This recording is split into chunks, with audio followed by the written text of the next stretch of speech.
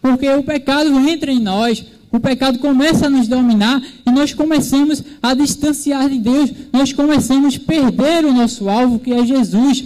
E o Espírito, ele diz que é o contrário, aquele que semeia para o Espírito vai colher do Espírito.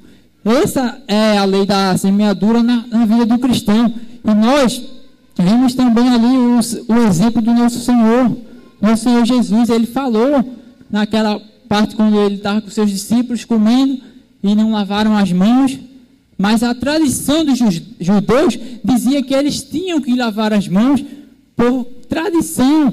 Talvez a tradição era tão rígida que era pior do que a educação hoje. Era uma coisa tão que eles pegavam tão do antigamente, tão dos seus antepassados, que eles levavam muito a sério, ficavam preocupados em obedecer às leis rigidamente, sem se esquecendo da parte mais importante, da parte mais melhor para a vida deles, que era o dentro dele, o que era o coração deles. E o Senhor Jesus repreendeu-os falando e dizendo para eles que o que sai da boca do homem não é o que entra, é o que sai. Isso contamina o homem, porque sai lá do coração. E ali é onde o Senhor Jesus disse, é ali no coração é que se gera essas coisas, é que se gera o pecado, é que se gera o desejo do ser humano pecar. Mas por quê? Mas porque ele semeou para a carne. Então nós temos que ter cuidado. O Senhor Jesus deu ali a explicação, até os seus próprios discípulos não entenderam, mas na frente ele explica para os seus discípulos, até vós não entendes, vocês não estão entendendo, mas o Senhor Jesus explica para os seus discípulos, que é o que sai da boca, que prejudica o homem, que destrói o homem, e nós sabemos disso muito bem, porque nós vemos quando as pessoas que falam muitas coisas ruins, ou falam coisas sem sabedoria, acontece isso, palavras que não deveriam ser ditas naquela hora, naquele momento, palavras de maldição. Isso atrapalha a vida de qualquer pessoa que está falando, e pior ainda, a de que está recebendo.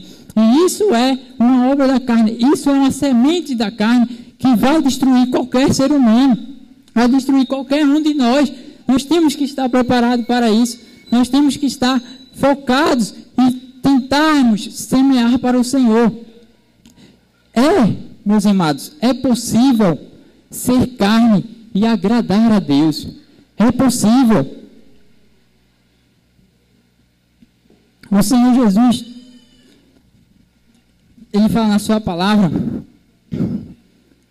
lá em 2 Coríntios, no capítulo 10 e o verso 3, a palavra do Senhor diz assim, ó.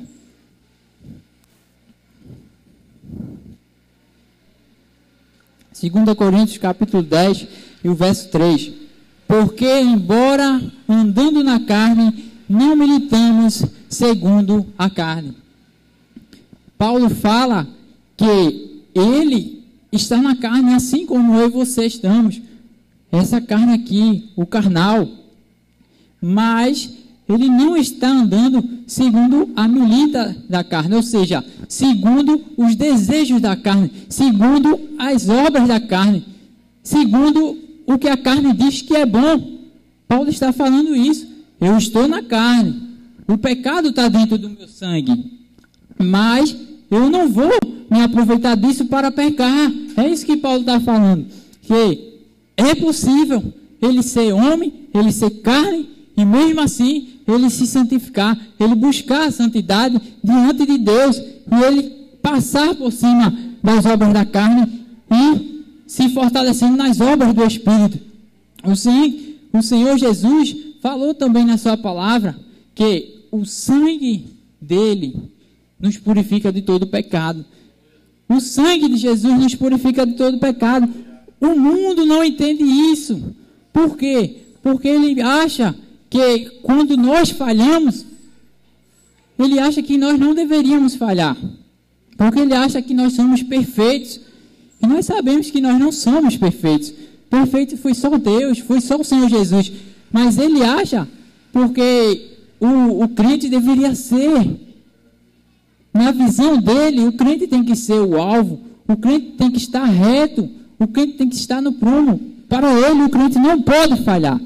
Mas o Senhor Jesus falou sobre isso também. Ele disse que haveria escândalos, ele disse que haveria um joio. Ele falou sobre isso, tudo isso que ia acontecer. Aí as pessoas que não conhecem a Jesus ainda, elas não têm esse conhecimento, elas não entendem por que uma pessoa evangélica, ela falha. Mas só quando ela se converte, ela começa a entender porque ela mesma vai falhar, porque ela vai ver que a nossa carne, ela começa a lutar contra o nosso espírito. E isso é difícil de fazer, isso é difícil de você estar ali lutando contra você mesmo. Mas aí, quando nós aceitamos Jesus, nós entendemos que o sangue de Jesus nos purifica de todo pecado. E por isso é possível sim agradar a Deus mesmo na carne. Eu e você podemos agradar a Deus mesmo sendo carne, mesmo sendo humanos. E isso não foi diferente com o nosso Senhor Jesus, porque a palavra diz que o Verbo ele se fez carne e habitou entre nós. Jesus se fez carne para habitar no nosso meio, para provar o que eu e você estamos provando hoje. Ele comeu, ele bebeu, ele tomou banho, ele sentiu frio, calor, fome, sede, ele dormiu, ele descansou. Tudo que eu e você fez, ele chorou. Deus, ele fez tudo isso, e ainda mais a palavra diz que em tudo ele foi tentado, mas não pecou. Em tudo ele foi provado. Então, se ele foi provado em tudo e não pecou, ele provou que era possível agradar a Deus, mesmo na carne. Mesmo ele sendo Deus, mas naquele momento ele estava na carne. Nós vimos lá, quando ele está orando no jardim, a briga, a luta que o Senhor Jesus está enfrentando entre a sua carne e o seu espírito, onde a sua carne pede que Deus o livre daquela coisa que ele ia passar, daquela provação que ele ia passar. Mas vimos também que o Espírito diz ao contrário, o Espírito diz, seja feita a tua vontade. E o Espírito ali de Deus fala para Jesus que você não falou, Deus começa a lembrar Jesus de tudo que ele falava, de tudo que ele ensinou aos discípulos. E o Senhor Jesus, ele ensinou uma coisa para os discípulos, ele disse que a carne, ela era fraca, mas o espírito, ele está pronto. Nosso espírito está pronto para batalhar. Quando o pecado vier, quando as obras da carne vier, o espírito está pronto. Paulo diz lá em 1 Coríntios 10, 13, ou é Romanos, se eu não me engano, que nós somos provados, somos tentados, não acima do que nós suportamos, mas sim até onde nós suportamos, pela misericórdia de Deus. E diz também que nós somos tentados pelo a nossa própria tentação, e não do Senhor. Então, isso é provável. Então, é possível lutar sim contra a carne. Nós estamos aqui para isso, para lutar contra a nossa carne, para agradar a Deus, fortalecendo-se no seu Espírito, no Espírito Santo de Deus, que nos fortalece, que nos vivifica cada dia de sua caminhada junto conosco. Deus, meu amado, ele provou isso para mim e para você, para depois ninguém vir dizer, não, mas a carne é fraca, por isso que eu caio. Mas o versículo continua e diz que o Espírito é forte. O Espírito está pronto. E quem está pronto está preparado. Nós sabemos disso. Quem está pronto está preparado para qualquer coisa. Então ele está dizendo isso. É quase a mesma coisa que ele disse aí, que está forte.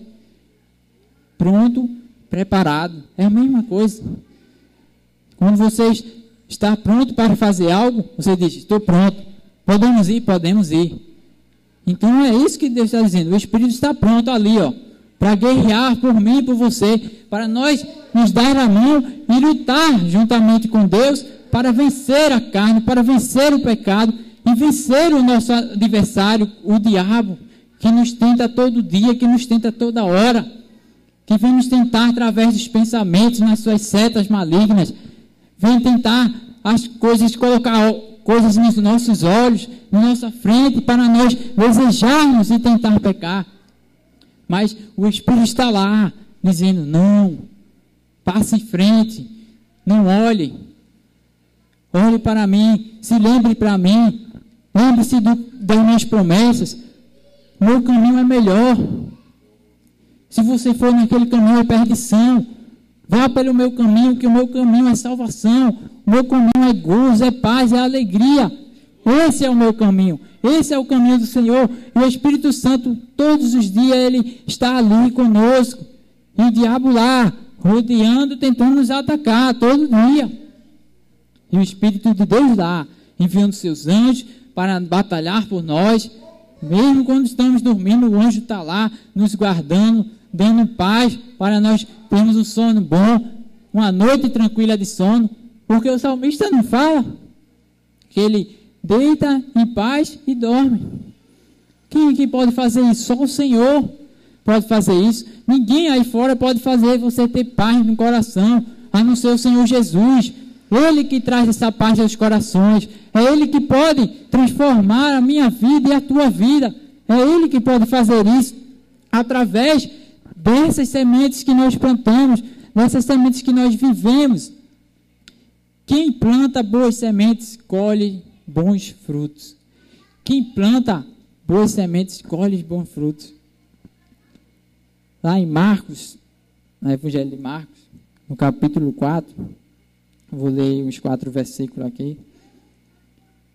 Evangelho de Marcos, capítulo 4, e o verso 26. 26 ao 29.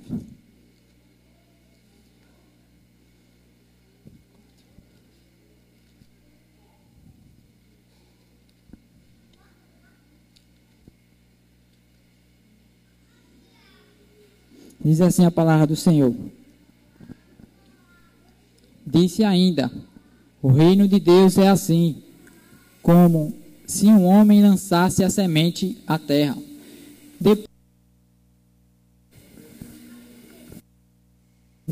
Som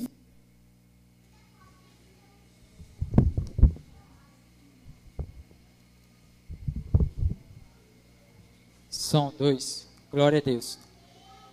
Disse ainda: o reino de Deus é assim, como se um homem lançasse a semente à terra, depois dormisse e se levantasse de noite e de dia, e a semente germinasse e crescesse, não sabendo ele como. Então, Jesus explica essa parábola falando acerca do reino de Deus. E o reino de Deus, nós sabemos que envolve em si a nossa salvação. Nós sabemos que essa semente que ele está sendo plantada pode ser a palavra de Deus, pode ser o nosso testemunho, pode ser muitas almas que estão sendo ganhas. Porque ele diz que o homem, ele lança a semente. Então, houve alguém aqui que lançou a semente, que lançou algo de bom, lançou a semente, e depois essa semente germinou, deu fruto, e ele não soube como. E muitas vezes é assim na nossa vida. Nós lançamos a semente, nós plantamos algo para Deus, na obra de Deus, e quando nós menos esperamos, vemos o resultado, vemos que o que nós plantamos não é o que nós esperamos.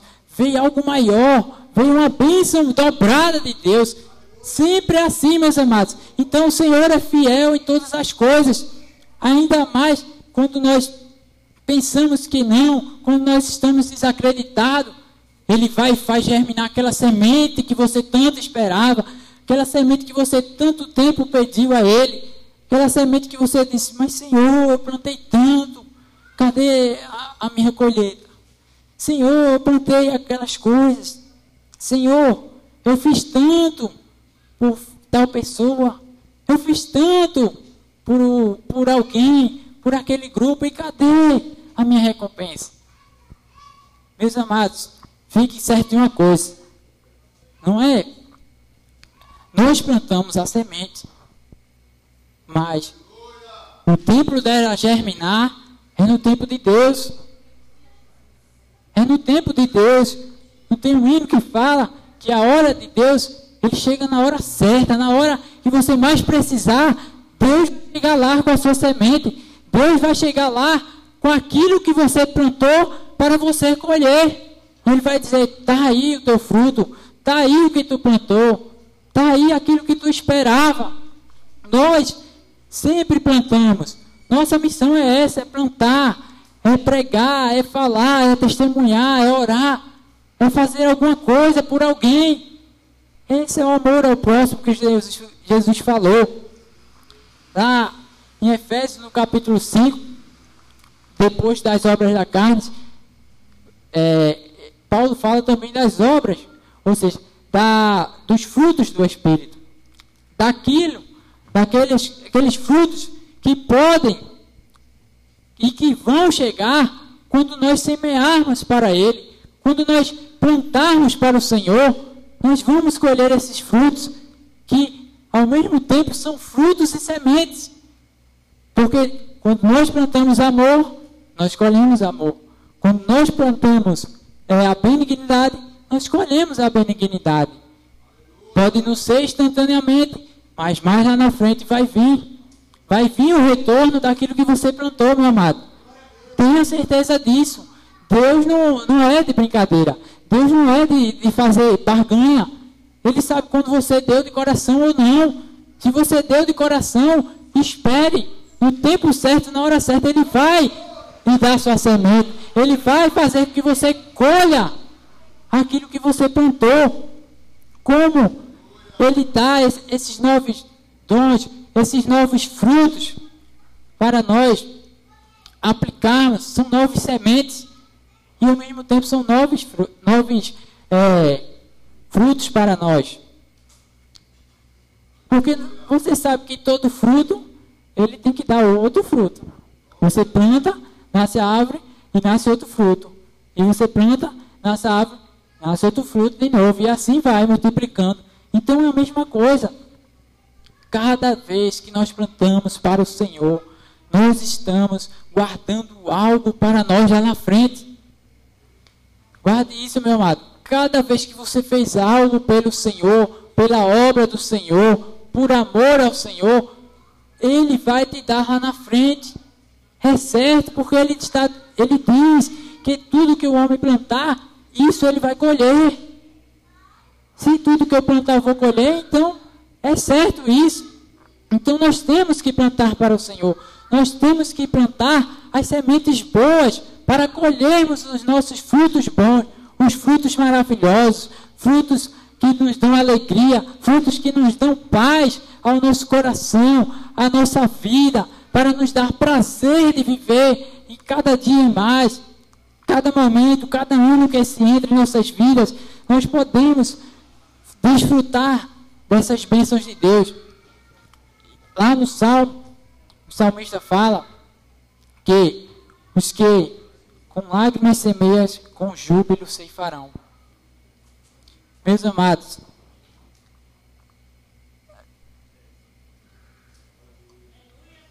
glória a Deus. Abro um parênteses para falar um pequeno testemunho que tem a ver com essa mensagem sobre a minha família, sobre a vida da minha família, da parte do meu pai. Eu me lembro que há vários anos, eu acho que não me lembro bem quantos anos exatos, mas eu acho que uns 9 anos, 10 atrás, o meu tio, ele já era evangélico, meu tio que é cantor, é músico, e ele foi lá para Caruaru, a terra onde foi criado a maioria da família do meu pai, a mãe dele, o pai e os seus irmãos. E a minha avó, a mãe do meu pai, ela era evangélica. Ela teve uma doença, teve que amputar as pernas. Eu me lembro dela muito pouco, porque eu era criança ainda, não me lembro muito da afeição dela, só por foto mesmo. E não cheguei a ter muita intimidade com a minha avó, porque eu era muito criança, então ela morreu, ainda era pequeno, era muito jovem. E meu tio foi lá, eu acho que depois que ela morreu, e ela tinha um costume que muitas pessoas têm, de guardar coisas. E ela guardava, você já ouviu falar que muitas pessoas guardam coisas embaixo da cama. E quando eu era pequeno, eu tinha esse costume dela, também guardava muitas coisas, dinheiro, alguma coisa que fosse importante, botava debaixo do colchão. E ela guardava, e eu acho que nessas guardadas dela, meu tio achou e trouxe de lá para cá um LP. Acho que os irmãos mais antigos se lembram do LP que parou de ser fabricado, que é aquela fita pequenininha. Então, aquela fita ali, antigamente a gente ficava escutando muito. E ele trouxe um LP para nós de uma gravação da minha avó, falando. Ela fez um culto e gravou. E naquele culto meu tio ficava tocando e ela louvando. E depois ela começou a pregar. E depois ela começou a profetizar sobre a nossa família, ou seja, sobre os seus filhos, sobre a família dela. Eu não me lembro bem as palavras, porque faz muitos anos. Mas eu me lembro que ela falava, ela profetizava, dizendo que toda a família dela ia ser salva.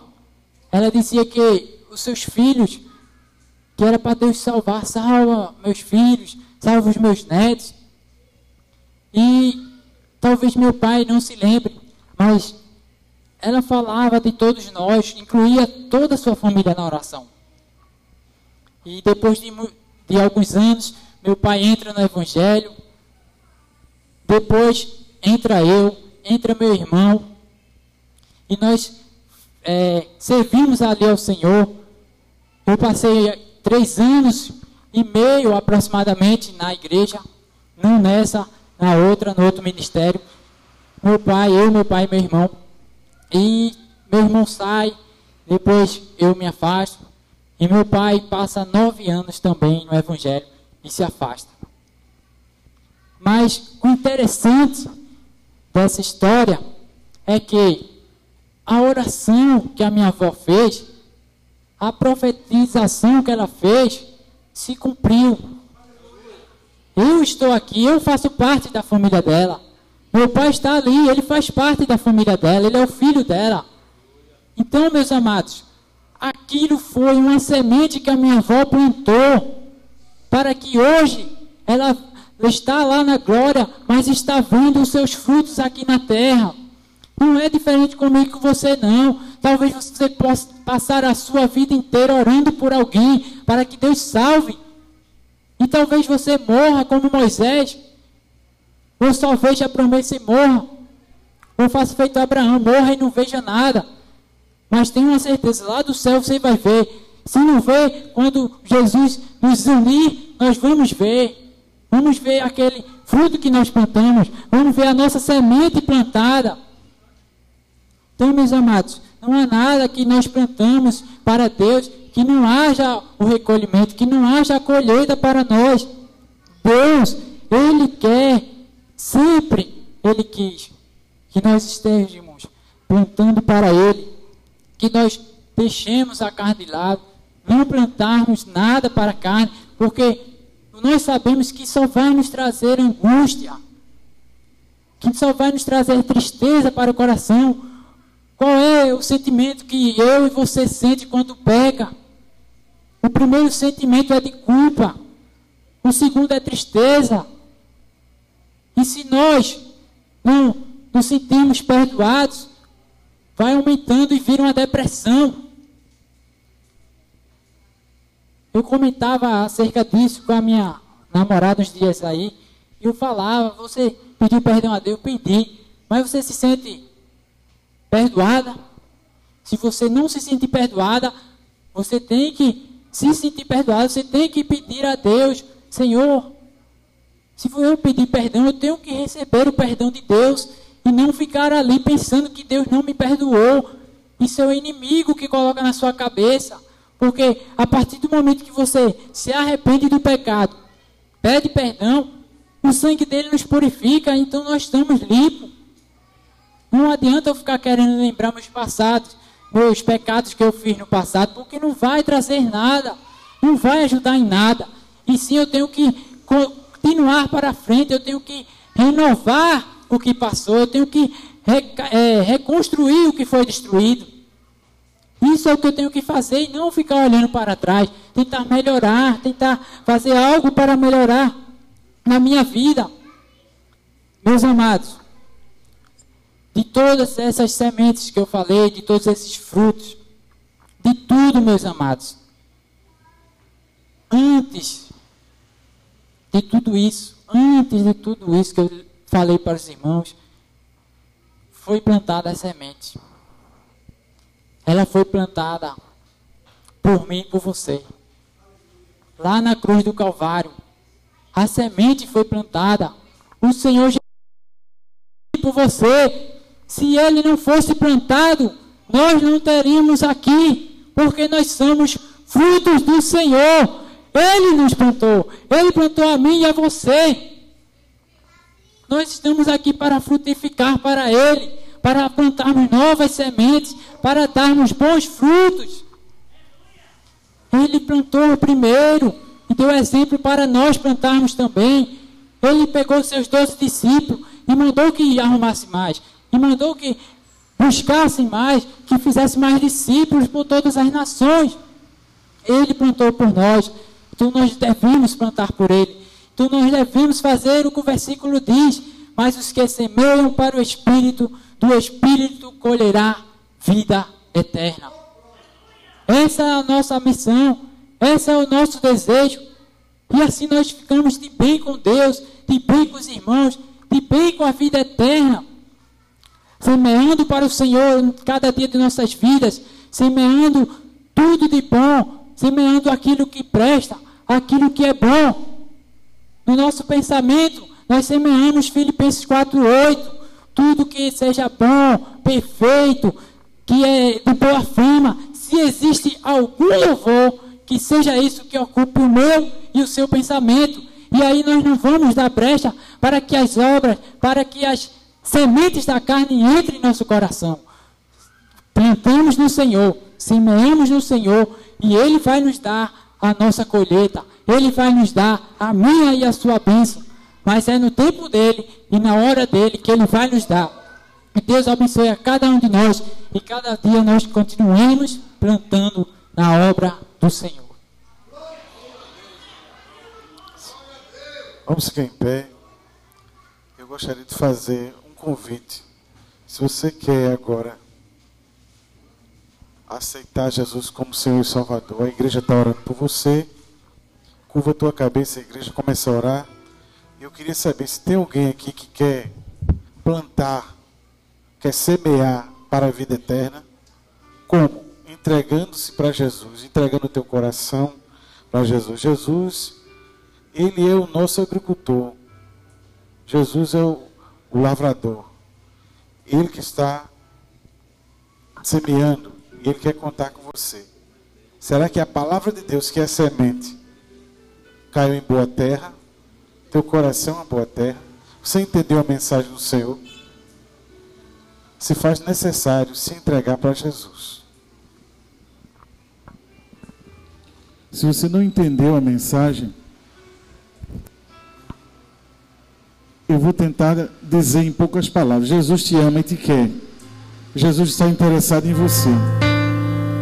Tem alguém que quer Jesus? Faça um sinal aí. Qual a primeira pessoa que quer Jesus? Alguém quer Jesus? Alguém quer se entregar para Jesus? Alguém quer ter vida eterna? Quer semear para a vida eterna? A oportunidade é esta. Deus, Ele dá oportunidade todos os dias. A oportunidade é esta. Eu tenho certeza que Deus quer mudar a tua vida. Você não veio aqui em vão. Você que está assistindo também. A oportunidade de se entregar para Jesus é essa. Tem até um hino aqui que a irmã Joelma cantava. Chama Semente da Fé. Eu não sei cantar ele não. Eu só me lembro que dizer, nos braços do Pai. Esse hino é bonito demais. Se tentaram apagar tudo aquilo que Deus prometeu, e feridas se formaram sobre ti.